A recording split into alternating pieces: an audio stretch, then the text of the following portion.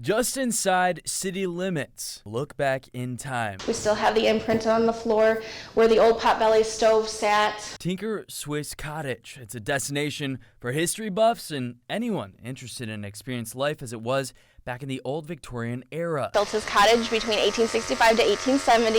It's built by a man named Robert Tinker. So Robert Tinker was what we like to joke around as Shark Tank of Rockford. And it's not hard to see why. He helped run an oatmeal company, a steel company, a railroad company, even serving a term as mayor.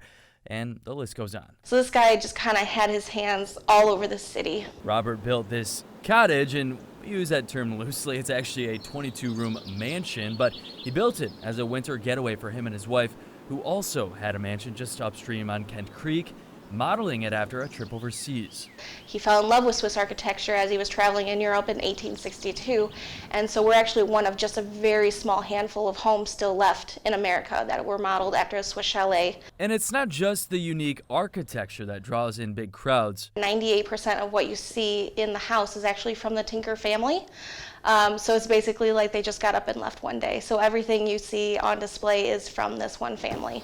And speaking of the Tinker family, many visitors claim, including our own tour guide, that their spirit lives on inside this cottage. Occasionally we'll hear them whispering or humming.